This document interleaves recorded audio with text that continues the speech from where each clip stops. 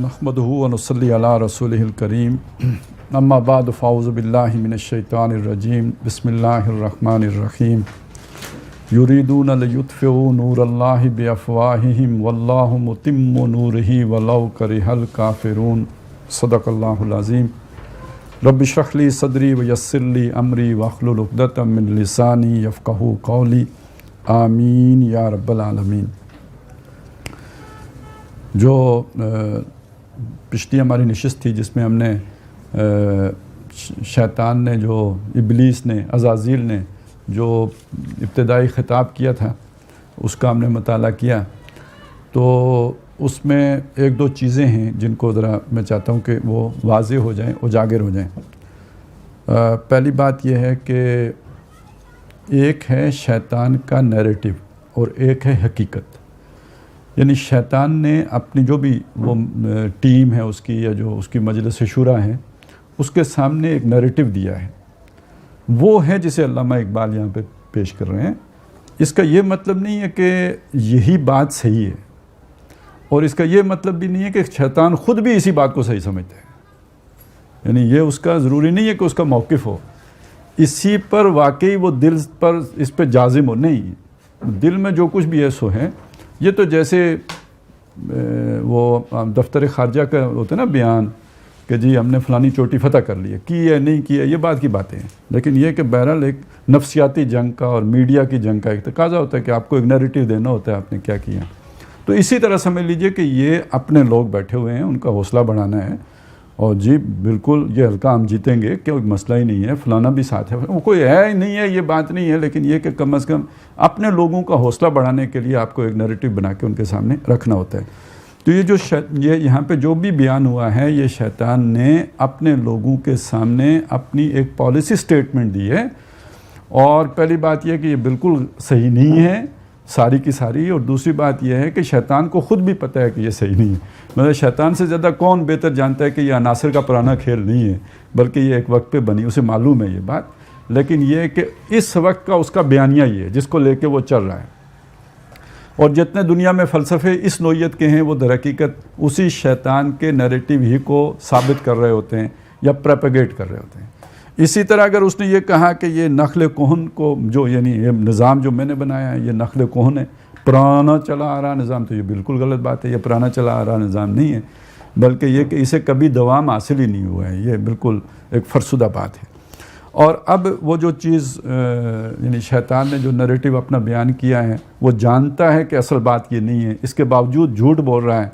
इसको अगर आपने समझना हो तो वैसे तो वो जब आखिरत में अल्लाह के सामने जब पेशी होगी फिर दोज़ख में चले जाएंगे तो यार लोग अपने भाई बंद से कहेंगे कि पाजी तुसी फंसा देता ना सनू हैं, हमने तो आपको खैर खा समझा था और आपके नैरेटिव की कशिश पुरकशिश अल्फाज, नहायत खूबसूरत बयान और उम्दा उसलूब, और उसने हमें खींच लिया, बांध लिया और हम आपके ज़ुख़रुफ़ल कौल का शिकार हो गए, तो आपने हमें यहाँ पहुँचा दिया। तो वो कहेगा पाजी मनो मुझे जो है ना आप दोष ना दो, मैंने तो आपको एक पुकार लगाई और मेरी पुकार झूठी थी, मैंने एक पुकार लगाई और फ़ाखलफ़ मैंने उसकी तुम्हारे साथ खिलाफ वर्जी कर दी और वो एक झूठ था, मेरा फ़रेब था जो मैंने तुम्हें दिया और तुम जो है उसमें फंस गए और आ गए। तो ये तो तुम्हारे अपने आप को मलामत करो, मुझे मलामत, मेरा तो काम ही ये था, तकवीनी तौर पे मेरी ज़िम्मेदारी यही थी कि तुम्हें फंसूँ, तुम्हें जो है ना वरगलाऊँ और तुम्हें गलत रुख पे लेके जाऊँ। तो एक तो ये आपके सामने आ गया। अब जो हमें मालूम है कुरान मजीद से कि शैतान के जो सबसे बड़े आलाकार हैं, जब कुरान मजीद नाजिल हो रहा था तो उस वक्त यहूद हैं जिनको कुरान मजीद ये कहता है कि ये पूरी तरह शैतानत के फंदे में फंस चुके हैं और उसी किरदार के हामिल हो चुके हैं जिस किरदार का हामिल शैतान है। उनके बारे में कुरान मजीद जा बजा ये बात बताता है कि ये जानते बूझते झूठ बोलते हैं, ये जानते बूझते गलत बयानी करते हैं, ये जानते बूझते हक़ को छुपाते हैं। बात ही यहाँ से, उनसे खिताब ही यहाँ से शुरू हुआ है, वला तलबिसुल हक़्क़ा बिल बातिल, हक़ और बातिल को आपस में गड़मड़ ना करो। और ये कि और फिर ये कि तुम जानते हो कि हक़ क्या है बातिल क्या है। फिर आगे जाके जो वमन अज़लमु मिम्मन कतम शहादतन इंदहु मिनल्लाह, उससे बड़ा जालिम कौन होगा जिसके पास अल्लाह की तरफ से कोई शहादत मौजूद हो वो उसको छुपा रहा हो। फिर इसके दरमियान बहुत सारी ऐसी बात है کہ وہ غلط بیانی کرتے ہیں جانتے بوجھتے کرتے ہیں، وہم یعلمون، انہیں معلوم ہے اس کی. اور اس کا جو کلائمیکس ہے نا، کمال ہے کہ فویل للذین یکتبون الکتاب بایدیہم ثم یقولون ھذا من عند اللہ، ہاتھ سے لکھتے ہیں. یعنی ایک تو یعنی کوئی پرسیپشن کی ہوتا ہے نا جی، اور ویسے تو یہ بھی ڈسیپشن ہے. جب آپ سے آج کل کہا جاتا ہے نا جی یہ آپ کی پرسیپشن ہے تو یہ میری پرسیپشن ہے. یہ دیکھیں نا 6 لکھا ہوا ہے تو آپ کو 6 نظر آتا ہے، مجھے 9 نظر آتا ہے. ٹھیک ہے، یہ سب یہ وہی شیطانی حربے ہیں. تو اب قرآن مجید نے ان چیزوں کو ہمارے سامنے کھول کے رکھا ہے کہ فویل للذین یکتبون الکتاب بایدیہم ثم یقولون ھذا من عند اللہ، پھر وہ کہتے ہیں یہ اللہ کی طرف سے. اب اس میں کیا شک ہے کسی کو کہ وہ جھوٹ بول رہے ہیں، اور اس جھوٹے ہونے کا انہیں خود بھی پتہ ہے. یہ تو مطلب آخر درجے کی مثال آ گئی نا. اور پھر ذرا یعنی اس میں آپ ذرا اس چیز کو بھی دیکھیں کہ ایک یہودی آ کے مسلمان کو ملا اور کوئی جو بھی مسئلہ زیر بحث تھا اس میں اس نے بتا دیا کہ بھئی یہ بات تو تورات میں بھی اسی طرح لکھی ہوئی ہے. اب جب وہ واپس اپنے دوستوں میں گیا، یعنی وہ جو وہاں پہ اس کے اور بھی بڑے شیطان بھی ساتھ تھے، اس وقت وہ چپ رہے، نہیں بولے. لیکن جب وہ اکیلے ہوئے تو انہوں نے اسے کہا اتحدثونہم بما فتح اللہ علیکم لیحاجوکم بہ عند ربکم افلا تعقلون. وہ ناسمجھ بندے، افلا تعقلون تو اسی معنی میں کہا الو، تم نے ان کو وہ بات کیوں بتا دی جو اللہ نے تم پر کھولی تھی. اب اسی بات کی بنیاد پر آخرت میں اللہ تعالیٰ جو ہے ہمارے اوپر حجت قائم کرے گا، اور یہ مسلمان کہیں گے کہ اس یہودی نے مجھے یہ بات بتائی تھی اور وہاں پہ باقیوں کو نہیں بتائی تھی، تو ہمارے اوپر حجت قائم ہو جائے گی. تو جو یہ بات کہہ رہے ہیں ان کو یہ نہیں معلوم، یہ اصل میں وہ جس سادے بندے نے بتا دی تھی اس کو ایک طریقے سے پھانس رہے ہیں کہ یہ تمہارے اوپر حجت قائم ہو جائے گی. جیسے آج بھی بعض لوگ ہوتے ہیں نا، کہتے ہیں جی وہ فلانے بندے کا جمعہ سننے نہیں جانا. بھائی کیوں نہ سننے جائیں جمعہ؟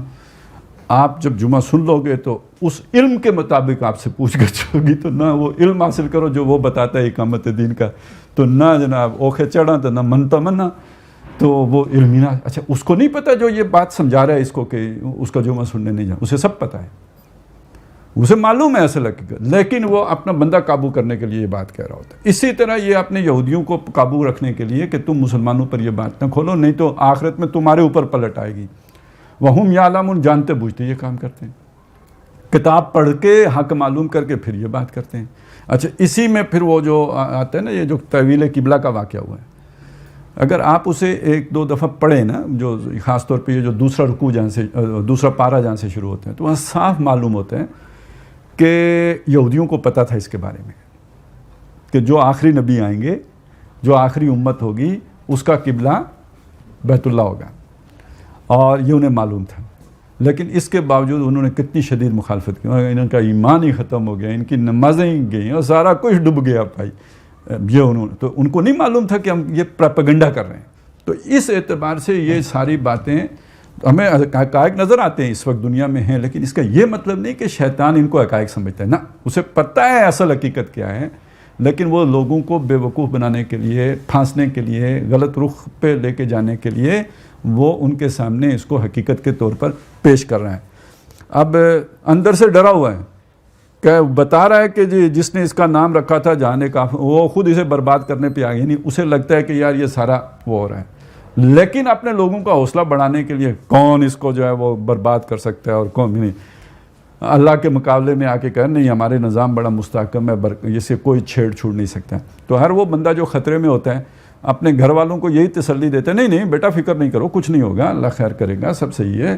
تو یہ اسی طرح کی ایک تسلی ہے جو یہ شیطان اسے دے رہے ہیں. خیر یہ تو وہ چیز تھی جو کوئی کسر رہ گئی تھی اور یہ نقطہ واضح ہونے سے رہ گیا تھا.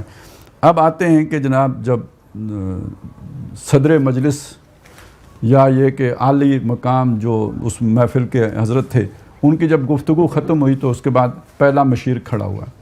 اور یہ جو بھی شیطانی مجلسیں ہوتی ہیں یا وہ لوگ کے جو شیطانی رخ پہ ہوتے ہیں، تو ان کے ہاں بہرحال اختلاف رائے کی کوئی اتنی گنجائش نہیں ہوتی ہے. آپ کو ایک ہی فن آنا چاہیے اور وہ فن ہے چاپلوسی کا فن، خوش آمد کا فن. آپ نے ہر حال میں جو اعلیٰ حضرت نے فرمایا ہے اس میں کچھ اور مطلب جڑنے ہوتے ہیں، ستارے اور پھول اور یہ کام موتی جڑنے ہوتے ہیں. اس کے علاوہ اس سے ہٹ کر بات کرنا وہ تو پھر آپ کی ACR خراب ہو جائے گی. اگر آپ نے ہٹ کر بات کی تو پھر یہ کہ آپ نظروں سے گر جائیں گے، پتہ نہیں پھر اس کے بعد یہ تقرب آپ کو حاصل بھی رہے یا نہ رہے، مقرب بارگاہ تو پھر آپ رہیں گے نہیں. یہ وہاں کی مستقل سنت ہے. اور یہ جیسے جو کوئی بھی ایسا ہوگا تو اس کے یہاں پھر یہی ہوتا ہے. آپ اس کے مقابلے میں آپ دیکھیں، ویسے تو یہ اسلام کے نام پر بھی یہی سنتیں پھیلائی جا رہی ہیں، لیکن اگر آپ دور نبوی کو دیکھیں صلی اللہ علیہ وسلم، حضور نے کیسی کیسی مثالیں قائم کی ہیں کہ اگر ایک آدمی آ کے مشورہ دے رہا ہے، یا یہ مشورے کو چھوڑ، مشورہ تو بہت بڑی شے ہے، اگر کچھ جذباتی نوجوانوں کی خواہش ہے کہ ہم باہر نکل کر لڑیں تو نبی صلی اللہ علیہ وسلم ان کی خواہش کا احترام کر کے، جبکہ اپنی رائے کچھ اور ہے، آپ ان کی خواہش کا احترام کرتے ہوئے باہر جا کر لڑنے کے لیے تیار ہو جاتے ہیں. اچھا، غزوہ بدر میں آپ خیمے لگاتے ہیں، اپنی ایک جگہ منتخب کرتے ہیں کہ یہ جگہ ہے، پوچھنے والے پوچھتے ہیں کہ اگر نبی صلی اللہ علیہ وسلم اللہ کی طرف سے وہی ہے تو ٹھیک ہے، یہ آپ کی اپنی رائے ہے تو ہماری رائے یہ ہے کہ اس کو یہاں کی بجائے وہاں پہ. آپ اپنا کیا ہوا فیصلہ تبدیل کر دیتے ہیں.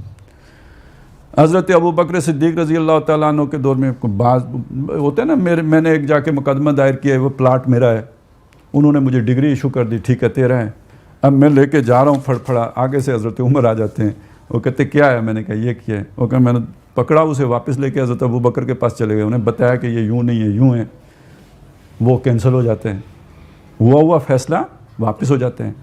حضرت عثمان رضی اللہ تعالیٰ عنہ ایک فیصلہ کرتے ہیں، مطلب قاضی کی حیثیت سے فیصلہ کرتے ہیں، رجم کی سزا جو ہے وہ کر دیتے ہیں، اور حضرت علی رضی اللہ تعالیٰ عنہ اس کے مقابلے میں ایک اپنی دلیل پیش کرتے ہیں، اور حضرت عثمان رضی اللہ تعالیٰ عنہ وہ خلیفہ ہوتے ہوئے، خلیفہ کا کیا مقام ہے، اپنے فیصلے سے رجوع کر لیتے ہیں. اچھا، اس کی بڑی شاندار مثال قرآن مجید میں اللہ تعالیٰ نے بیان کی، یعنی خلیفہ بھی ہیں اور والد بھی ہیں حضرت داؤد علیہ السلام.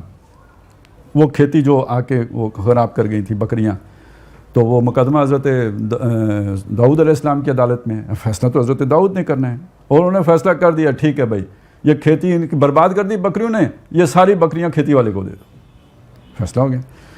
تو حضرت سلیمان علیہ السلام نے جو بیٹے ہیں، انہوں نے وہیں پہ دربار میں ہی اس کے مخالف رائے دے دی، اور انہوں نے جو ہے رائے یہ دی کہ بھئی یہ کھیتی جو ہے یہ جو برباد جن بکریوں نے، یہ بکریاں دے دیں کھیتی والے کو، اور جس کی کھیتی ہے وہ کھیتی دے دیں اس کو جس کی بکریاں تھیں، یہ اس کھیتی کو واپس اس سطح پر پروان چڑھائے جس سطح پہ وہ خراب ہوئی ہے، تو وہ کھیتی والا اپنی کھیتی لے لے اور بکریاں واپس بکریوں والے کو دے دی جائیں. تو حضرت داؤد علیہ السلام نے بیٹے کا فیصلہ قبول کر لیا. تو یہاں پہ جو ہماری تعلیمات ہیں یا جو دینی تعلیمات ہیں یا جو وَأَمْرُهُمْ شُورَىٰ بَيْنَهُمْ کا ہے، تو اس میں اس پہ کوئی توہین آمیز نہیں لگتا کہ میں کسی اور کی بات کو مان لوں یا تسلیم کر لوں اور اپنی رائے پر اس کی رائے کو ترجیح دے دوں، لیکن یہاں پہ تو اس کی کوئی گنجائش نہیں ہے. اور یہی وجہ ہوتی ہے نا پھر اس طرح کی جو بھی بے شک رضاکار جماعتیں کیوں نہ ہوں، تو اس میں پھر قریب ترین وہی لوگ جگہ پاتے ہیں جنہوں نے 60 سال تک یہ خوشامد کے طور طریقے سیکھے ہوں. ظاہر ہے آپ کسی گورنمنٹ جاب میں ہوں، کہیں آپ نے سول سروس میں کچھ کیا ہو، تو آپ ایگزسٹ تو نہیں کر سکتے اگر آپ کو یہ طور طریقے نہیں آتے کہ صاحب کی مرضی کیا ہے اور صاحب کیا چاہتے ہیں اور ان کے دل کو جا کے ٹچ کرنے والی بات کون سی ہے. یہ اس فن میں طاق ہوں گے تو آپ نوکری بھی اچھی کریں گے، اچھا من پسند جگہ پہ تعینات بھی رہیں گے، نہیں تو ٹرانسفر ہی ہوندیاں رہندیاں ہیں. تو یہ سارا جب آپ 30 40 45 سال کرتے رہتے ہیں تو اس میں تو آپ کو ید طولہ حاصل ہو جاتی ہے. اب پھر یہ لوگ جب کسی ٹرسٹ میں، کسی انجمن میں، کسی رضاکار جماعت میں آتے ہیں تو وہ تو مطلب اس فن میں یعنی شیطان کو بھی کاٹ سکتے ہیں. تو پھر یہ ہے وہ جگہ جہاں سے پھر ان کے لیے یعنی وہ گنجائش نہیں کر. وہ یہ بھی ایک دیکھنے کا طریقہ ہے، آئینے کے بغیر بھی اس اینک سے بھی دیکھا جا سکتا ہے کہ کون اپنے گرد کیسے لوگوں کو اکٹھے کر کے رکھتا ہے. یہ مولانا امین حسن اصلاحی ایک اس کے لیے وہ ترکیب استعمال کیا کرتے تھے کہ انجمن ستائش باہمی ٹھیک ہے نا. تو یہ ایک مجلس شورا ہے جو بالفاظ دیگر انجمن ستائش باہمی بھی ہے.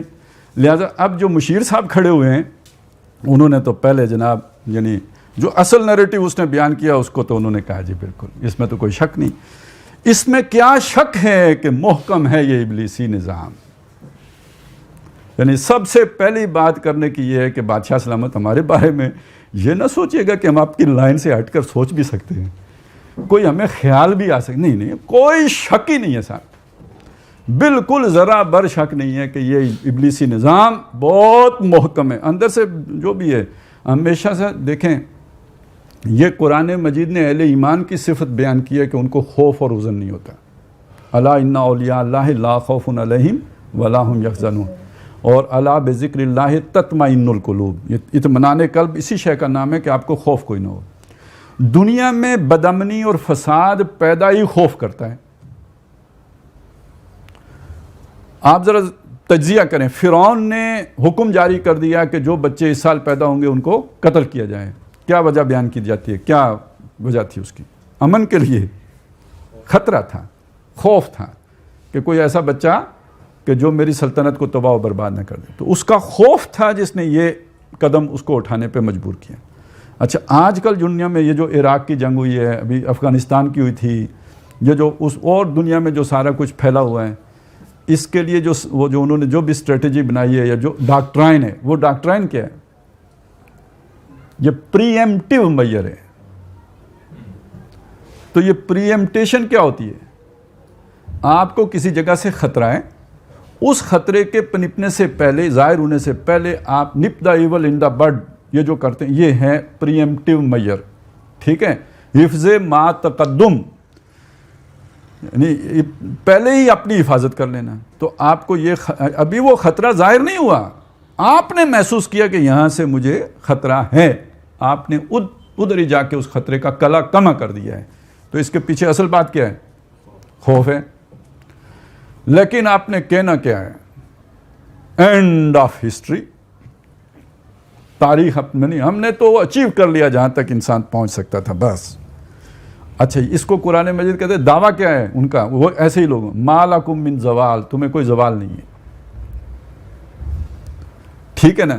تو یہ در حقیقت اسی خوف کو ختم کرنے کے ہی طریقے ہیں، وہی جھوٹ پر مبنی طریقے ہیں. اور نہیں جی ہماری حکومت کو کوئی خطرہ نہیں، ہمارے ملک کو کوئی خطرہ نہیں، ہمارے نظام کو کوئی خطرہ نہیں، ہماری تہذیب کو کوئی خطرہ نہیں. ایک طرف یہ نیریٹو چل رہا ہے، دوسری طرف اور چندہ اور دو اور مزید قربانی کے لیے تیار ہو جاؤ، یہ خطرہ ہے وہ خطرہ ہے. یہ دونوں ساتھ ساتھ چل رہے ہوتے ہیں، اور جس بنیاد پہ چل رہے ہوتے ہیں کہ عوام کی یادداشت کمزور ہوتی ہے اور دوسرے چیزوں کو کنیکٹ نہیں کر سکتی.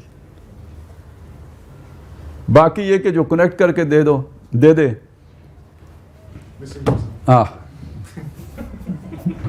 یہ چیزیں کنیکٹ کرتا ہے، اس کو اٹھا لو. ٹھیک ہو گیا.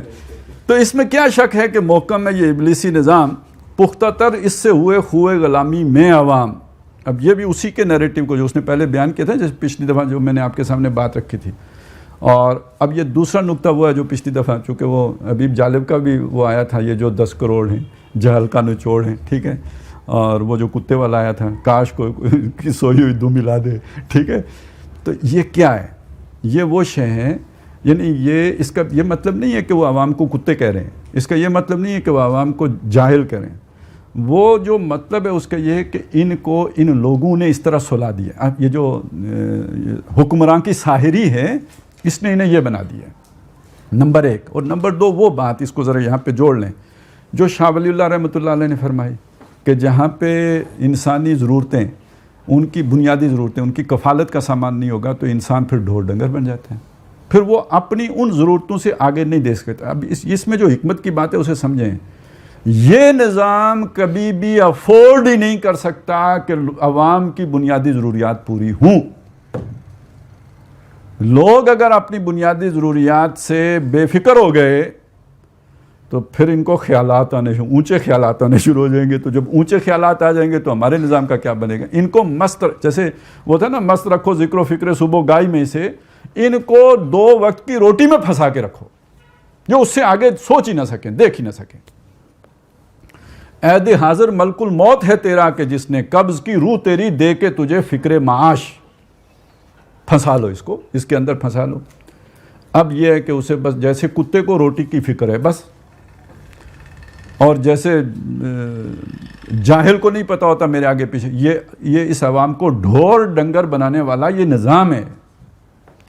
اچھا اس کو جو قرآن مجید نے کہا نا کہ یہ جو شیطان ہے، الشیطان یعدکم الفقر، یہ شیطان ہے جو تمہیں فقر سے ڈراتا ہے، اور وہ یعنی یہ اگر اللہ کی راہ میں اٹھے تو فقیر ہو جاؤ گے اور یہ ہو جاؤ گا اور وہ ہو جائے گا، یہ اس یعنی بجائے وہ اس کو عطا کرنے اور پھر اللہ کی راہ میں خرچ کرنے پہ ابھارے، وہ کہتے ہیں یہ تمہارے لیے جو ہے فقیری آ جائے گی۔ اچھا یہ بات تو ایک ہو گئی نا، آگے کیا ہے؟ 2 کام کرتا ہے، یامرکم جو تمہیں حکم دیتا ہے، بالسوء ایک برائی کا، اور دوسرا والفحشاء بے حیائی کا۔ یہ فقر کے ساتھ بے حیائی کا بڑا گہرا تعلق ہے کہ جب آپ بنیادی انسانی اوصاف سے نیچے گر گئے تو پھر آپ اپنی انہی ضروریات کو پوری کرنے کے لیے آپ کو عزت بے عزتی کا کوئی مسئلہ بیچ میں نہیں رہا، اور جس کی طرف وہ دولت کی جو ریل پیل ہو گئی ہے تو انہیں عیاشی کرنے کے لیے ظاہر ہے پھر وہ کھلی چھوٹ چاہیے۔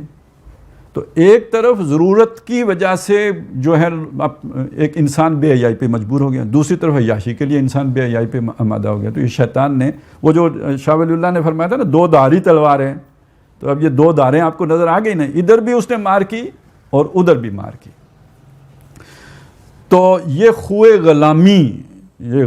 غلامی جو ہے، یہ غلام آدمی اللہ کا بندہ ہو ہی نہیں سکتا۔ مرد حر ہے جو اللہ کا بندہ ہو سکتا، جس کی گردن کسی اور کے آگے نہیں جھک سکتی ہے، اس کی خود ہی اس بات کو گوارا نہیں کرتی کہ وہ کسی اور کے آگے جو ہے وہ نظریں جھکائے یا گردن جھکائے۔ اب یہ گردن جب اللہ کے سامنے جھکے گی تو یہ کوئی معنی رکھتی ہے نا، اس کا کوئی مفہوم ہے، اس کی کوئی مقام ہے۔ باقی یہ کہ وہ ادھر بھی منتیں اور چاپلوسیاں تو ادھر بھی حمد و ثنا، تو فرق کیا ہے؟ ادھر گیا تو اس نے جو زمین آسمان کے کلابے ملا دیے، صاحب آپ جیسا تو حکیم دانا بینا میں نے زندگی میں نہیں دیکھا، ادھر آیا تو سبحانک اللہم و بحمدک۔ تو اس سبحان اللہ کے کیا اہمیت ہے؟ جس نے کسی اور کو نہیں مانا نا، وَمَن يَكْفُرْ بِالطَّاغُوتِ وَيُؤْمِن بِاللَّهِ، اب یہ ہے وہ کہ جس کا تو یہ غلامی کو کوئی معمولی شے نہ سمجھیں۔ غلام آدمی وہ ایمان کے تقاضے پورے ہی نہیں کر سکتا، یا پھر وہ حوصلہ ہو اس طرح، وہ تھوڑی غلام تھے، وہ تو فزیکلی مطلب انہوں نے غلامی میں گرفتار تھے، ان کا ذہن تو غلامی والا نہیں تھا۔ حضرت بلال ہوں یا جو بھی اس طرح لوگ تھے وہ غلام نہیں تھے، یہ اپنی انا پر کھڑے ہونے والے لوگ تھے۔ اچھا یہ خوئے غلامی کون کون سکھاتے ہیں؟ بادشاہ سکھاتے ہیں، باس از آلویز رائٹ والے سکھاتے ہیں، یہ جتنی بھی یار آپ یہ کدھر سے سکھاتے ہیں۔ مجھے ایک بات پرانی یاد آ گئی، برٹرڈ رسل کا ایک مضمون کسی زمانے میں پڑھا تھا، تو اس میں اس نے لکھا تھا یار یہ کام جو ہوتا ہے نا، جیسے ہم کہتے ہیں کام میں برکت ہے، تو وہ بھی کہتے ہیں کام کر کے بندہ خوش ہوتا ہے، کام خوشی دیتا ہے انسان کو نا۔ تو واقعی کوئی بھی آپ خاص طور پہ تخلیقی کام کریں تو زیادہ خوشی ہوتی ہے۔ یہ سارا اس نے ہر بندے مختلف طبقات کا لکھا تھا، کام کر کے خوشیاں محسوس کرتے ہیں۔ اس نے کہا صرف سوسائٹی میں جو انٹلیکچوئل بندہ ہوتا ہے نا، اسے کام کر کے خوشی کی بجائے افسوس ہوتا ہے۔ اچھا بھائی انہوں کے تکلیف ہے، اسے کیوں تکلیف ہوتا ہے؟ کہتے ہیں یار وہ سوچتا ہے کہ مجھ میں اور پراسٹیٹیوٹ میں کوئی فرق نہیں ہے، کہ اس نے اپنا جسم بیچا پیسے کمائے، میں نے اپنا دماغ اس سرمایہ دار کو بیچ کے تو میں نے بھی پیسے کما لیے۔ کیونکہ یہ تو کسی مطلب جو انٹلیکچوئل ہے یہ مزدوری تو نہیں کر رہا ہوگا نا، یہ تو کہیں ادھر بیٹھا کوئی اونچا کام کر رہا ہوگا، اور ہو سکتا ہے کہ بیٹھا ہوا تو کچھ وہ سارے جو ہے نا ان کی نفسیات اور یہ وہ کارکنوں کی وہ کر، لیکن یہ سارا تخلیقی کام کر کے سوچے گا کیا کہ میں نے کس کے لیے کیا ہے، چند ٹکوں کی خاطر اتنی اعلیٰ تخلیق میں نے بنا کے، تو اسے خوشی نہیں ہوتی۔ اب ذرا یہ ذہن میں رکھ لیں، اب یہ پرابلم ہے، یہ پرابلم آئیڈینٹیفائی کس نے کی ہے؟ یہ برٹرڈ رسل نے کی ہے۔ اب اس پرابلم کو سالو کیے بغیر آپ کا کارخانہ اچھی طرح نہیں چل سکتا، کیونکہ انٹلیکچوئل نہیں ہوگا تو کیسے چلے گا؟ تخلیقی کام کرنے والے، دن رات ایک کرنے والے، وہ تو ہوں گے تو یہ کام چلے گا۔ جنون جن کو ہو ان کو کیسے کریں؟ ان کے اندر بڑی خرابیاں ہیں، وہ تنقید کرتے ہیں، وہ جناب ایسی تیسی پھیر دیتے ہیں، وہ اگر آپ خادم رضوی صاحب کی زبان استعمال کریں تو وہ کر دیتے ہیں۔ تو اب یہ ساری چیز جب وہ کر لیتے ہیں تو ان کو بڑے مسائل آتے ہیں بھائی، اچھا پھر چھوڑ کے چلے جاتے ہیں، یہ لاؤبالی بھی ہوتے ہیں۔ اب ڈیل کارنیگی صاحب نے ایک کتاب لکھی، how to win friends and influence people, اور اس میں در حقیقت انہی لوگوں کا علاج تجویز کیا گیا ہے کہ بھئی آپ کو یہ غلامی، ہوئے غلامی سکھائی گئی ہے اس میں، یا آپ اسے منافقت کریں، منافقت کے طور طریقے سکھائے گئے ہیں. تو یعنی اگر اس لیول پہ جا کے ہوتا ہے تو ہمارے فضائل کے نام پر یہی کچھ ہوتا ہے. ادھر ذرا انٹلیکچوئل لیول پر ہوتا ہے تو ادھر فضائل کے نام پر ہوتے ہیں. اور پھر یہ کہ بادشاہ ذل اللہ فی الارض اس کے نام پر ہوتا ہے. اور خدا اس غلام سے راضی جس سے اس کا مالک راضی، یہ اس کے مفہوم کو ایکسٹینڈ کر کے تو پھر وہ مانی دیا. تو خوئے غلامی وہ ہر طرح. اچھا اس کے علاوہ یہ جو نشے ہیں، افیون ہیں اور فلاں جو چینیوں کو کھلائے پلائے جاتے ہیں، یہ سب ان کو غلام رکھنے کے لیے. مغرب نے اس میں ایک اور اضافہ کیا ہے، یہ تازہ ترین اضافہ ہے. تازہ ترین سے مطلب یہ پچھلے 200-400 سال کا اضافہ ہے. وہ یہ ہے کہ یار جو بہرحال اتنوں کو غلام بنا کے رکھنا تو مشکل ہو جاتا ہے نا، تو اب ان کو مصروف رکھنے کے لیے ایک یہ ہے کہ ان کے سامنے ذرا لائف سٹینڈرڈ لے کے آؤ نا، ذرا ہائی فائی، تاکہ وہ جو سوچ ہے معیشت کی اس میں گھوم رہے ہیں. 4-5 دن خوب محنت کریں، اچھا اپنی زندگی بنانے کے لیے خوب لگائیں. اس کے بعد 2 دن چھٹی دو، اس میں بھی اوانیت سے اوپر نہ اٹھیں. جاؤ بیچ پہ جاؤ، ادھر جاؤ جناب، ویکینڈ میریجز کرو. اور یہ کہ اگر کسی کو کوئی اس سے کچھ ضمیر میں چبھن ہوتی ہے تو چلو مفتیو اٹھو، تم بھی کوئی اس کا ہلا نکالو ہفتے والے دن والے، چلو جی انہوں نے کہا مسیار کرو. تو مطلب یہ ساری 2 دن جو ہے وہ خنزیروں کی طرح عیاشی کرو اور 5 دن گدھوں کی طرح کام کرو. یہ جو 10 کروڑ گدھے، تو یہ بنائے جاتے ہیں گدھے. اللہ نے گدھے نہیں پیدا کیے تھے اور اللہ نے کتے نہیں پیدا کیے تھے. یہ نظام گھڑ کے بناتا ہے. یہ بات ہے جو ہم سمجھاتے ہیں بابا جی عبدالستار عیدی صاحب غربت ختم نہیں کر سکتے. یہ بات ہے جو ہم سمجھاتے ہیں کہ آپ کی زکاتیں ہیں اور یہ جو کچھ آپ کرتے ہو جناب، یہ ہم نے یتیموں کا ادارہ بنا دیا، اس سے غربت ختم نہیں ہو. یہ نظام غربت پروڈیوس کر رہا ہے. جب تک آپ اس کو نہیں بدلیں گے غربت ختم نہیں ہو سکتی، اور یہ نہیں ختم ہو سکتی تو غلامی نہیں ختم ہو سکتی. تو یہ بڑا محکم ہی نہیں ہے ابلیسی نظام. جو اس نے اگر وہ دعویٰ کیا تو نری چاپلوسی ہی نہیں ہے، بلکہ یہ کہ اس کے پیچھے یہ حقائق بھی ہیں. اس میں کیا شک ہے کہ محکم ہے یہ ابلیسی نظام. پختہ تر اس سے ہوئے خوئے غلامی میں عوام، ہے ازل سے ان غریبوں کے مقدر میں سجود. ان کی فطرت کا تقاضا ہے نماز بے قیام. اچھا یہ بڑا ویسے زبردست جو ہے نا انہوں نے ایک اشارہ کیا اس میں کہ یہاں سجدہ اور قیام کس معنی میں ہے. اطاعت، سرنڈر، سر تسلیم خم کرنا، بالکل کوئی کلمہ بغاوت زبان پر نہ لانا، کوئی حق گوئی نہ کرنا، یہ مطلب ہے سجدے کا یہاں پہ. اور قیام کا مطلب کیا ہے؟ قیام کا آخری مطلب ہوگا قتال کرنا، جنگ کرنا، میدان میں اترنا. لیکن قیام کا آغاز کہاں سے ہوگا؟ ظالم حکمران کے سامنے کلمہ حق کہنا سب سے افضل جہاد ہے.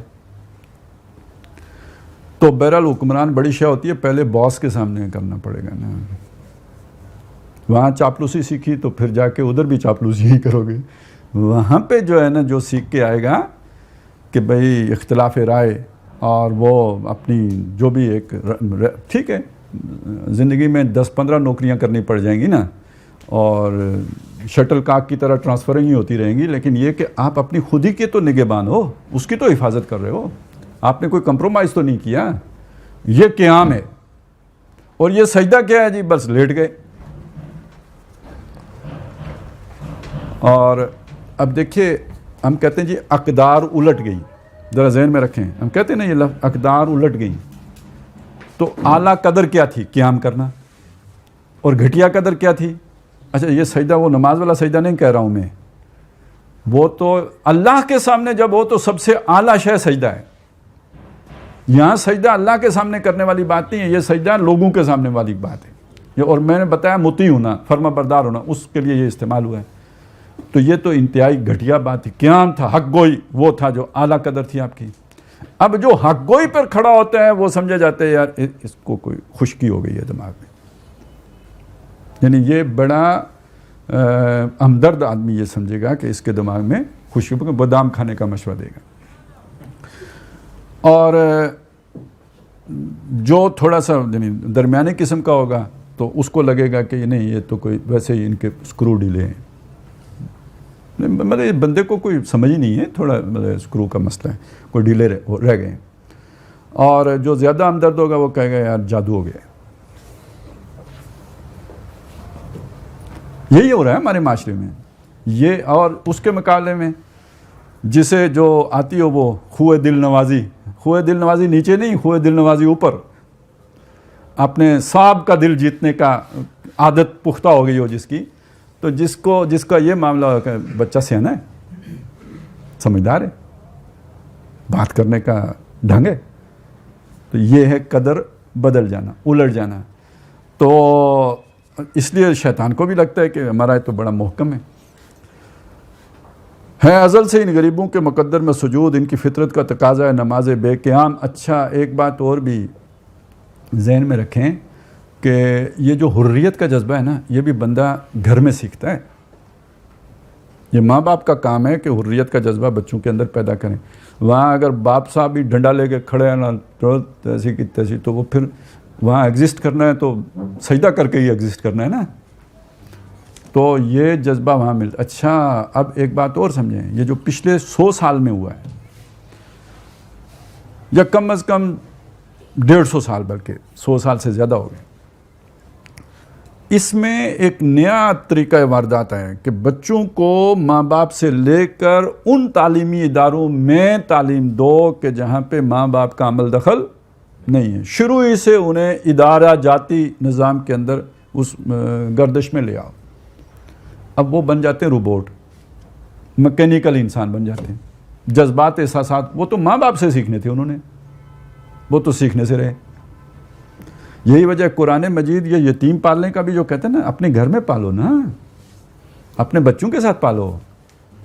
اب گھر میں پالو گے تو وہ ٹینٹروں بھی کریں گے، اب وہ تو بڑی مصیبت کا کام ہے. آپ نے آسان طریقہ نکالا کہ جناب وہ میں نے 10,000 روپے ماہانہ جو ہے نا وہ میں ایک یتیم کو پالتا ہوں یتیم خانے میں.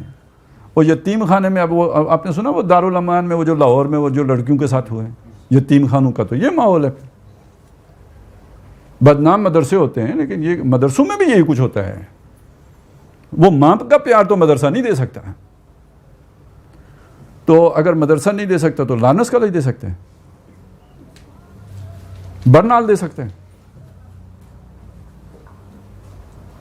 تو وہاں سے جو انسان نکلے گا ڈھل کے تو خود غرض انسان ہی نکلے گا. اور خوئے غلامی وہیں پہ ہو تو پھر وہاں کا وہ ڈسپلن. پھر لوگ کہتے ہیں جناب ریٹائرڈ ہو کے کتاب کدھر لکھتے ہیں، تو کدھر لکھیں بیچارے. ادھر تو وہ ٹریننگ کا حصہ ہی نہیں ہے کہ آپ اس کے اندر رہتے ہوئے آگ سچ کی بات کریں. پھر گئے آپ آؤٹ سسٹم سے باہر، وہ میں نے آپ کو پہلے بتایا کہ وہ آپ کے لیے کوئی گنجائش نہیں ہوتی کہ آپ پھر سسٹم کے اندر رہ سکیں، پھر سسٹم سے باہر ہیں. تو اس لیے وہ کہتے ہیں یار کہ یہ بہت ہی مضبوط اور مستحکم میرا نظام ہے. آرزو اول تو پیدا ہو نہیں سکتی کہیں، اتنا مستحکم ہے وہ مشیر صاحب. اس میں مرچ مسالہ ضرور ہے لیکن بہرحال اتنا بھی مرچ مسالہ بھی شیطان کے سامنے خالص مرچ مسالہ تو نہیں لگ سکتا نا. کوئی کچھ تو سچ ہوگا تو تب اس کے اوپر مزید اس نے جو ہے وہ رنگ بھرا ہوگا. تو کہتے ہیں آرزو نہیں پیدا ہونے کا بھی یہاں مطلب کیا ہے، یعنی آرزو کون سی؟ قیام کی آرزو، اس نظام کو توڑ دینے کی آرزو، یہ کہیں نہیں پیدا ہو سکتی. اتنا اس کا مطلب کہیں میں کیا ہے، کیا دنیا کے ادارے، کیا دین کے ادارے، کیا مذہبی ادارے اور کیا غیر مذہبی ادارے، اور کیا سیکولر اسٹیٹ اور کیا نام نہاد کوئی اسلامی ریاست ہو، مقدس مقامات کی محافظ. تو آرزو اول تو پیدا ہو نہیں سکتی کہیں، مت سمجھیں کہیں پیدا ہوگی. وہ اب اسی لیے میں کہتا ہوں یار وہ خلافت بھی آئے گی تو اصلی والی نہیں آئے گی، ٹھیک ہے نا. ترکی والی آئے گی، ترکی سے گئی تھی، ترکی سے آئے گی، اصلی والی نہیں ہوگی. اور وہ شیطان کو سوٹ کرے گی. وہ جو آنے والا نظام ہے اس میں شیطان کو ترکی والی خلافت سوٹ کرے گی، جو ختم ہوئی تھی وہ سوٹ کرے گی. اب شیطان کو سیکولرزم وارا نہیں کھاتا. اور پھر اسی کے اینڈ پہ دجال نے بھی تو آنا ہے نا. تو دجال کیا مطلب کوئی اوریوں ہو کے آئے گا؟ پھر دجال کہاں ہوا؟ شیطان بن کے آئے گا، پھر دجال کہاں ہوا؟ پھر تو مطلب جو جس شے کو وہ حق سمجھتے وہ بن کے آئے ہیں. دجال دجل فریب تو وہ تو ہوگا ہی تب جب آپ سمجھیں یہ خلیفہ خلیفہ معظم ہے اور وہ شیطان اکبر.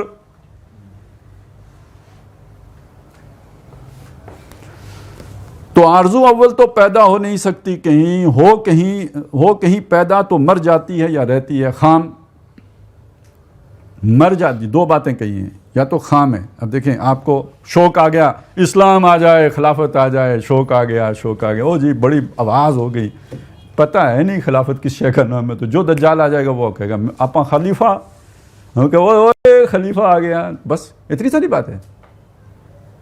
تو یہ خام ہے.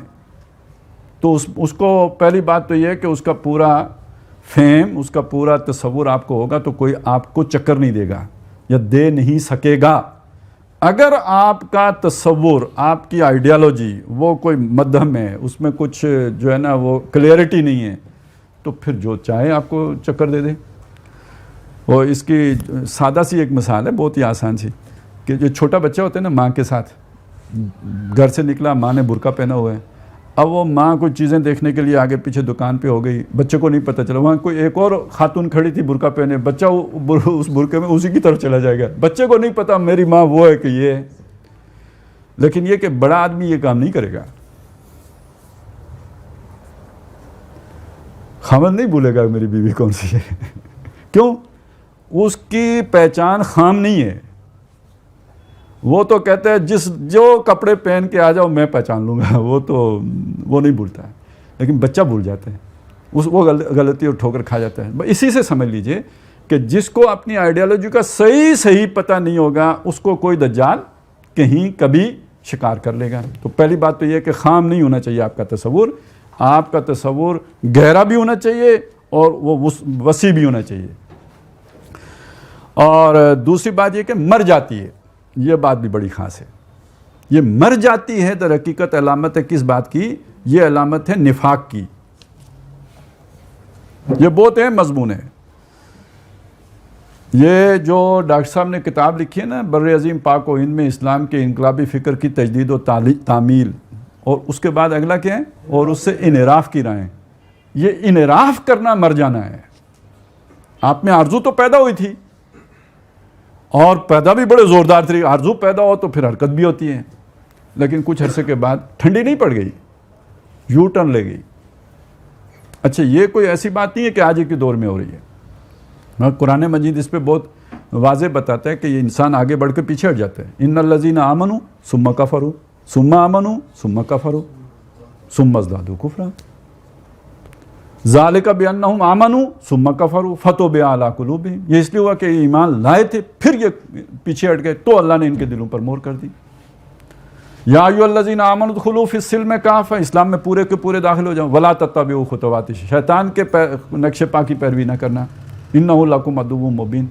فإن زللتم من بعد ما جاءتکم البینات فاعلموا ان اللہ عزیز حکیم. تو یہ بینات آنے کے بعد، مان لینے کے بعد، اس کے بعد اگر تم ہل گئے، یوٹرن لے گئے، منہ موڑ گئے. اچھا یہ یہودیوں کا جو بار بار آتا ہے ثم تولیتم من بعد ذالک، پہلے مانا واقررتم وانتم تشہدون، یہ سارا کچھ ہوا، اس کے بعد پھر تم مکر گئے اور پیچھے ہٹ گئے. تو یہ نہ سمجھیے کہ آرزو پیدا ہونے کے بعد مر نہیں سکتی، پیدا ہونے کے بعد مر جاتی ہے. جس کا مطلب یہ ہے کہ انسان انحراف کر لیتے ہیں، یو ٹرن لے لیتے ہیں، الٹا پھر جاتے ہیں. اور یہ الٹا پھرا ہوا شخص وہ جس کی آرزو پیدا ہوئی نہیں تھی اس سے زیادہ خطرناک ہوتے ہیں. کیونکہ اب اس کے ضمیر کا تقاضا یہ ہے کہ اس پورے نیریٹو کو غلط ثابت کرے جس سے اس نے خود یو ٹرن لے لیے. اس کے بعد وہ علامہ کہلایا جائے گا نا. علامہ تو تب بنے گا کہ جس شے کو اس نے غلط چھوڑا ہے اسے غلط بھی ثابت کرے، تب علامہ. بڑا ایک لطیف طریقے سے نا ایک صاحب نے مجھے وہ کسی کا کوٹ، بہت بڑے علامہ صاحب کا وہ کوٹ بھیجا، اقتباس بھیجا کہ اسلام نے نہ کوئی معاشی نظام دیا ہے، نہ کوئی سیاسی نظام دیا ہے، نہ کوئی سماجی نظام دیا، ان کے اصول دیے، ان کے اصول دیے. تو میں نے مڑ کے پوچھا کہ وہ اصول، پہلے تو خیر میں نے انہیں یہ کہا کہ یہ اصول کیا کو دیے. تو مڑ کے انہوں نے کہا کہ یہ اصول اس لیے دیے ہیں کہ تاکہ ہر دور کے لیے جو بھی ضرورت انسان سمجھے اس کے مطابق ان اصولوں کے تابع ایک نظام بنا لے. اچھا، جب یہ اس نے لکھ کے میں نے مڑ کے لکھا کہ اس کا مطلب یہ ہے کہ جو لوگ ان اصولوں کے مطابق نوع انسانی کو ایک پورا نظام بنا کر نہیں دے پاتے ان کے وقت اس عصر حاضر کے تقاضاؤں کے مطابق، وہ نہ عالم کہلانے کے مستحق ہے نہ علامہ. ٹھیک ہے، اب اسے وٹ پائے. پھر اس نے مڑ کے لکھا نہیں اس کا مطلب یہ ہے کہ صرف اصول دیے. پھر کیسے آپ کہہ سکتے ہیں یہ اسلام کامل نظام حیات ہے؟ تو میں نے کہا وہ جو اصول دیے ہیں وہ علامہ صاحب کا پاجامہ بنانے کے لیے دیے ہیں. ان اصولوں کے تابع یہ بنے گا تو نظام حیات وہی ہے. تو اب یہ بات سمجھ لیجئے کہ پھر ان علامہ صاحب کو ان کی مجبوری ہے کہ وہ صرف اتنا کام نہ کریں کہ یہ جناب یہ جب اپنی آرزو مر جائے تو پھر یہی نہیں ہوگا، بلکہ اس کو کاٹیں گے، اس کا رد کریں گے. اور رد کرنے کے لیے پھر وہ سارے شیطانی طریقے ہیں. اصل میں شیطان نے بھی تو انحراف ہی کیا تھا نا. اس نے بھی اللہ کے آگے سجدہ کر کے پھر منحرف ہوا ایک حکم نہ مان کر. لہٰذا وہ اس نے جتنے ہتھ کنڈے اختیار کیے ہیں وہ ہتھ کنڈے پھر سارے باقی علامہ صاحب بھی. اور وہی تو ادھر ہی سے ہوتی ہے نا، ان الشیاطین لا یوحون الی اولیاءہم لیجادلوکم. یہ مجادلہ جو بالباطل ہوتا ہے، اس بالباطل مجادلے کے لیے دلائل کی کہاں سے آتے ہیں؟ اگر ادھر سے مجادلہ بالحق کے لیے دلائل اللہ کی طرف سے آتے ہیں، بینات آتی ہیں، تو ادھر سے بھی تو خبیثات آ رہی ہوتی ہیں نا. اور وہ جو خبیثات ہیں وہ ظاہراً بڑی چکا چوند کرنے والی ہوتی ہے. زخرف القول غرورا ہوتا ہے وہ.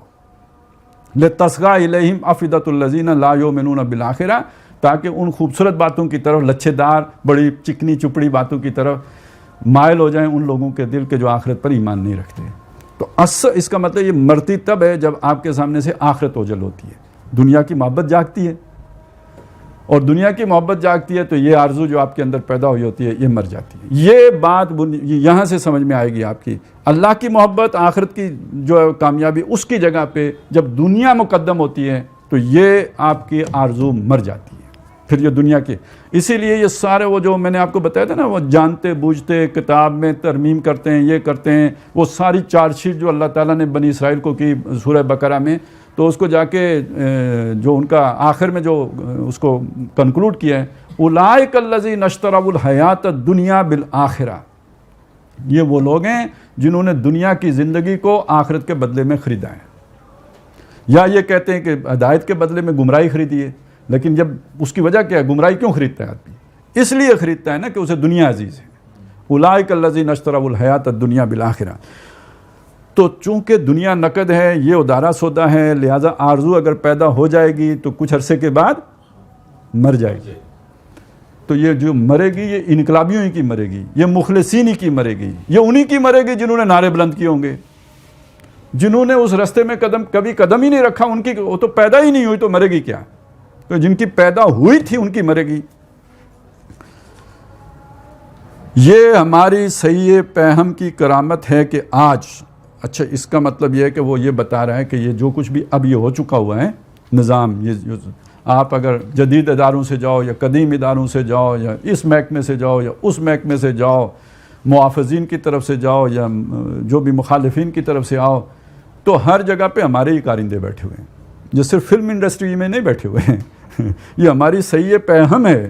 یہ ہم نے نظام جو ہے یہ ہم نے تخلیق کیا ہے کہ اچھا جی صوفی و ملا ملوکیت کے بندے ہیں تمام. خطرہ اگر تھا، یعنی انسانیت کو جو گائیڈنس ملی تھی وہ ملی تھی مذہب سے. مذہب کے نمائندے کون ہیں؟ صوفی و ملا. ان کا کام کیا تھا؟ ہماری اس ساری بڑی جو برائی ہے، ملا کا کام یہ تھا کہ ہماری اس برائی کے ایک ایک ریشے کو علیحدہ کر کے تجزیہ کر کے عوام کو بتاتا کہ یہ کام ہے، کہ انہوں نے جو ہے یہ سارے شیطانی طور طریقے ہیں، ان سے اپنے آپ کو بچاؤ. یہ ملا کا کام تھا. صوفی کا کام کیا تھا؟ جذبہ عشق، اس محبت کے جذبے کو وہ متحرک کرتا اور میرے خلاف ان کو سفارا کرتا. اصل تصوف تو یہ ہے کہ جہاد کرو اللہ کی راہ میں. اسلامی تصوف تو یہ تھا، سلوک محمدی تو یہ تھا. یہ جو ربانیین ہیں، یہ جو اللہ والے ہیں، یہ اٹھیں اور یہ میدان میں آ کے باطل کو للکاریں. ان اللہ یحب الذین یقاتلون فی سبیلہ صفا. بدلے میں اللہ بھی ان سے محبت کرے گا. یہ اللہ یحبہم و یحبونہ، اللہ ان سے محبت کرتا ہے، وہ اللہ سے محبت کرتے ہیں. تو اللہ کن سے محبت کرتا ہے؟ اللہ ان سے محبت کرتا ہے جو اللہ کی راہ میں جنگ کرتے ہیں. صوفی صاحب نے انہیں سلا دیا، مست رکھو ذکر و فکر صبح گائی میں سے، پختہ تر کر دو مزاج خانقاہی میں سے، اور ملا صاحب نے اسے بادشاہ کی عبادت پہ لگا دیا. تو یہ ہمارے بندے ہو گئے بھائی، یہ ہماری سول سروس کے اہم کارندے ہو گئے. اچھا یہ جو بات ہے نا کہ یہ شیطان کو ان سے ڈر ہونا چاہیے، یہی وہ بات ہے جو اللہ تعالیٰ ملا اور صوفی سے چاہ رہا ہے. لولا ینہاہم الربانیون والاخبار عن قولہم الاسم واکلہم السحت. یہ جو یہودی شیطان کے اعلی کار بن کے حرام خوریاں کرنے لگ پڑے ہیں، ان کے اخبار نے، اخبار ہبر کی جمع علماء، بڑا عالم علامہ صاحب، ان کے جو علامے ہیں انہوں نے، اور جو ان کے رہبان راہب انہوں نے ان کو کیوں نہیں روکا، یعنی کیوں نہیں بتایا. اچھا اسی میں اللہ تعالیٰ نے ان پہ جو لعنت کی ہے نا اس کا ذکر آتا ہے، کانوا لا یتناہون عن منکر فعلوہ. یہ جو لعنت ان کو کی، یعنی اخبار و رہبان کو اور بنی اسرائیل کو، وہ اخبار و رہبان روکتے نہیں تھے اپنی عوام کو اس برائی سے جو کہ وہ کرتے تھے. یہ بہت اہم بات ہے، اس کو سمجھ لیں. ایک برائی ہے جس کا ہمیں ادراک ہے یہ برائی ہے، وہ ہم نہیں کرتے. مثلاً دیکھیں خنزیر کوئی کھائے گا؟ وہ تو گیا گزرا مسلمان بھی پتہ نہیں اور کیا کرتوتیں کرے گا جا کے امریکہ میں، خنزیر کا گوشت نہیں کھائے گا. حرام حرام، اللہ نے حرام کیا. خنزیر سے 10 کھرب گنا بڑا حرام سود ہے، وہ کھائے جاؤ. تو اب ان میں سے کون سا منکر وہ ہے جو معاشرے میں معروف بن گیا ہے؟ اب منکر نہیں رہا ہے، وہ معروف ہو گیا ہے، وہ سود ہے. تو خنزیر تو آج بھی منکر ہے، اللہ کی کتاب میں بھی منکر ہے، ہمارے ذوق میں بھی منکر ہے. لیکن سود اللہ کی کتاب میں خنزیر سے کھربوں گنا بڑا منکر ہے، لیکن ہمارے ذوق کے مطابق وہ معروف کا درجہ اختیار کر چکا ہے. اب مجھے کون سمجھائے گا کہ یہ خنزیر سے بڑا منکر ہے؟ عالم، علم والا سمجھائے گا نا. تو اگر کسی درویش نے سمجھا بھی دیا، کسی ڈاکٹر اسرار نے ہر خطبے میں بتا دیا کہ یہ اتنا بڑا گناہ ہے، تو پھر یہ کہ اب عالم کا کام یہ رہ گیا ہے کہ وہ اسے ہیلے بتائے کہ یہ گناہ کو یوں کر کے کرو تو ٹھیک ہو جائے گا. تو پھر کس کا بندہ ہوا؟ اور جو ایگزسٹنگ سسٹم کے لیے نیریٹو اسٹیٹ بلڈ کرے اس پہ اپنے دستخط مارے کہ یس یہ ہے. تو باقی صوفی کیا بن گیا؟ صوفی تو وہ بن گیا کہ جس کے لیے اب امریکہ بھی فنڈ دینے کے لیے تیار ہے. صوفی اسلام. اس لیے عمران خان صاحب بھی صوفی ہیں، آپ کو معلوم ہے وزیر اعظم بننے سے پہلے وہ گئے تھے دربار پر، بتانا تھا نا کہ ہم صوفی ہیں، اور پورے صوفی ہیں کہ دیکھیں ہم نے کوئی مطلب شریعت کا خیال نہیں رکھا ہے.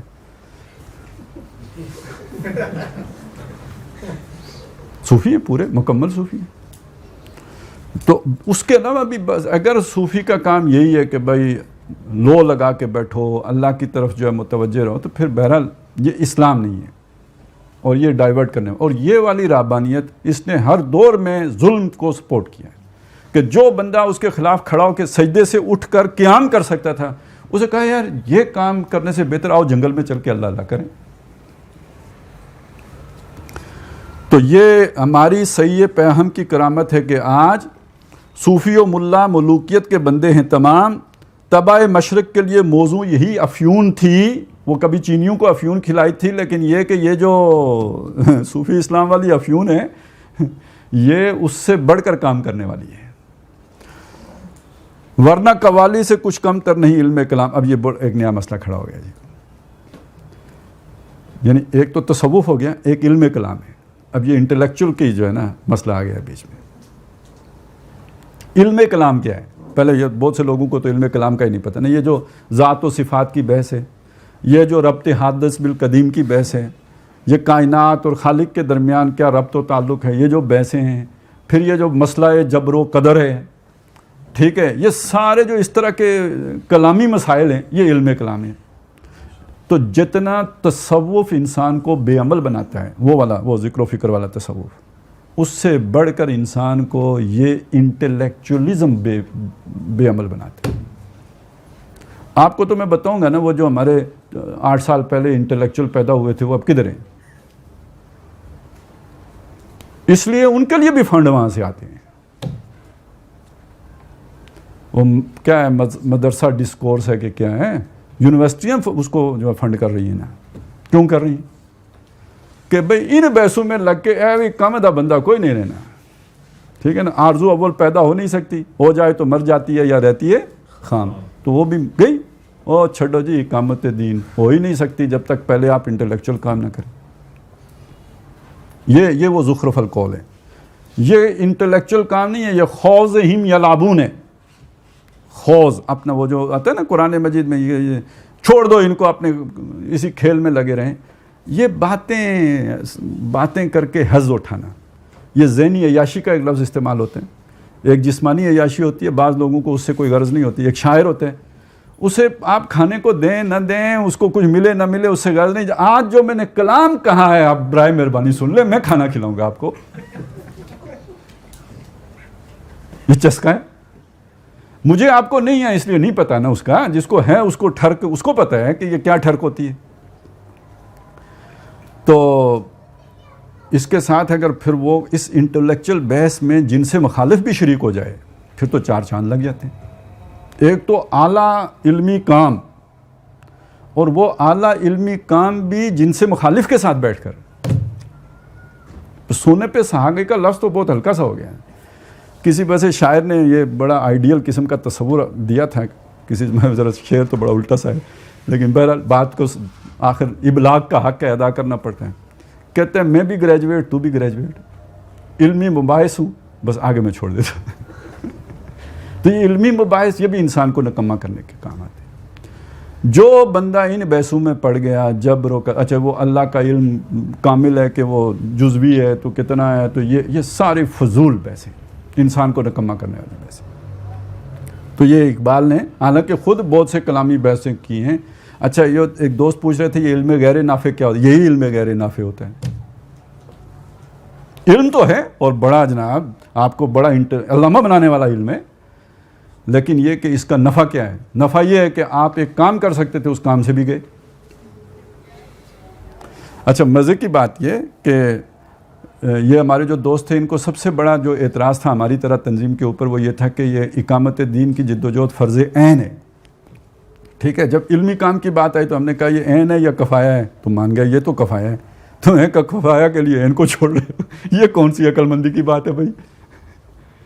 تو یہ ہے اصل میں سارا کہ جو ادھر سے نکل آیا، اس پھندے سے نکل آیا، فلانی رکاوٹ عبور کر کے آیا، آگے ایک بڑا سانپ ہے نا، پھر تھلے صفر. تو اس سے بڑھ کر یہ علم غیر نافع کیا، یہ مضر علم ہے. اس سے زیادہ نقصان دہ علم کیا ہوگا کہ جو آپ کو اس جدوجہد سے ہی جو ہے وہ منحرف کر دے. ورنہ قوالی سے کچھ کم تر نہیں علم کلام ہے. طواف و حج کا ہنگامہ اگر باقی تو کیا. ویسے یہ ہنگامہ بھی کھلتا ہے، یعنی یہ طواف و حج کا ہنگامہ بھی پسند نہیں، کھلتا ہے. تسلی یہ دی جا رہی ہے کہ بہرحال اس میں ہم نے جان تو نہیں چھوڑی. اصل میں تو یہ حج کا سارا یہ جو اہتمام تھا، ایک تو امت کی ایک وحدت دکھانے کا تھا اس میں، دوسرا یہ کہ ساری دنیا جہاں سے مسلمان اکٹھے ہوں، اور ظاہر ہے ان کی قیادتیں بھی آئیں، لیڈرشپ بھی آئے گی، بیٹھیں گے، کوئی مسلمانوں کے ملی مسائل پر غور و فکر ہوگا، کوئی باقی دنیا میں اسلام کو کیسے پہنچائیں، مطلب کچھ اس طرح کے پریمپٹیو میجرز بھی ہوں گے اور کچھ اس طرح کی اسٹریٹجیز بنیں گی. لیکن اب وہ حج میں یہ چیزیں کہاں رہی ہیں بھائی؟ بلکہ اس کے اندر وہ بھی جو اس کی روح ہے نا، وہ ذکر اور شاعر اللہ دیکھ کر اللہ، وہ بھی اب نہیں رہا. یہ تو اب ایک تجارتی ایکٹیویٹی رہ گئی ہے. میں نے بتانا ہوتا ہے اپنے حاجی صاحب ہوں، ٹھیک ہے، اور سعودیز نے جو ہے نا وہ ٹورزم کی اصولوں پر اس سارے کو جو ہے پتہ نہیں وہ کرنا، بھلا ہو سکتا ہے وہ سارا اس کو پلان بھی ان سے کرواتے ہوں، مغرب والوں سے، اہل مغرب سے، کیونکہ انہوں نے تو اس کو خالص تجارتی بنیادوں پہ دیکھنا ہے. اور وہ آپ کو نظر آ جائے گا وہاں جا کے. وہ جیسے یہ تو بدنام مری والے ہی ہو گئے ہیں.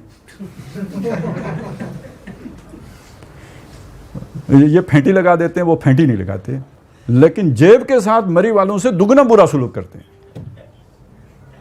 وہ جو ایک وہ جو کیا ہوتا ہے ادھر دینار ہوتے ہیں کہ درہم ہوتے ہیں کیا ہوتے ہیں, وہ جو ایک اس کا جو ہے نا کرایہ ہوتا ہے ایک دینار ریال, تو اس کے حج کے دنوں میں 100 ریال لیتے ہیں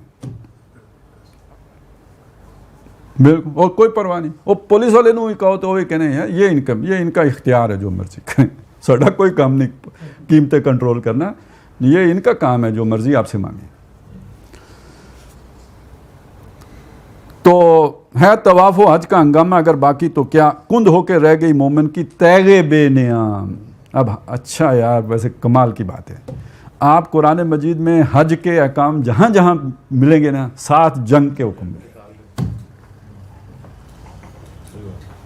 اور اقبال نے بھی اپنے کلام میں دونوں کو جوڑ اکٹھا رکھا ہے, حج کے ساتھ تلوار بھی آ گئی ہے. میں ویسے تو نہیں دعویٰ کیا نا کہ گرب حرفم غیر قرآن مزمرست, ایسے ہی تو بات نہیں ہو گئی. کس کی نو امیدی پہ حجت ہے یہ فرمان جدید, ہے جہاد اس دور میں مرد مسلمان پر حرام. ویسے اس میں سب سے ٹاپ پہ تو قادیانی آئے گا نا, جھوٹا نبی, اس نے کہا کہ یہ حرام. لیکن جب آپ اترتے جائیں کیا میں کیا تو ٹھیک ہے نا, کہ مطلب جو آپ کی مذہبی تحریک ہے سب سے بڑھ کر تبلیغی جماعت ہے, وہ مکی دور میں ہے, بالاجماع تا حیات مکی دور ہے, ٹھیک ہے. اس کے بعد آگے جناب اگر بالکل اس کے دوسری اس پہ چلے جائیں تو جو ڈاکٹر صاحب نے سوچ دی ہے اس میں بھی مکی دور ہے, لیکن کبھی مدنی دور آئے گا. البتہ اس مدنی دور میں بھی قتال کا امکان نہیں ہے. ٹھیک ہو گیا جی. وہ تب ہے جب آپ نے تصدیر انقلاب کرنی ہے, کسی ایک ملک میں آ چکا ہو تو پھر آگے اس کا راستے چلیں, شکر ہے ادھر تو ٹھیک ہو گیا. اس کے بعد جو جماعتیں آپ کی الیکشن میں چلی گئیں وہ تو بالاجماع اس کی یعنی وہ قائل ہی نہیں ہے,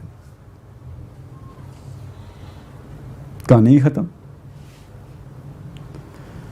تو یہ صرف کوئی یعنی ایک قادیانی مسئلہ ہی تو یہ تو امت کا اجماع ہو گیا سر, مجمع علیہ موقف ہے.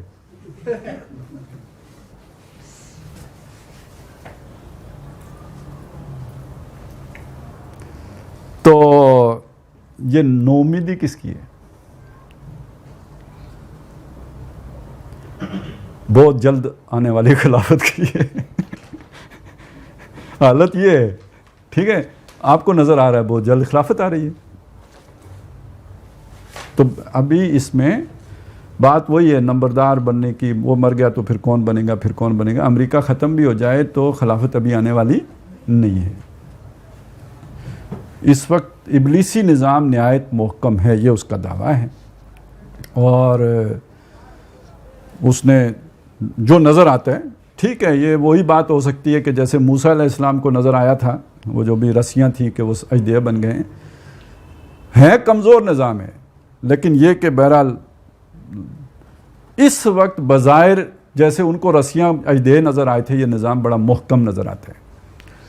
تو یہ پہلے مشیر صاحب نے اپنی گزارشات پیش کی, پھر ان کے بعد ایک اور مشیر نے بادشاہ سلامت پر کوئی اعتراض نہیں کیا, لیکن اس مشیر پر ایک چھوٹا سا اعتراض کیا. تو پھر وہ یہ اس کا جواب دیتا ہے. یہ انشاءاللہ تعالیٰ پھر ہم اگلی نشست میں دیکھیں گے.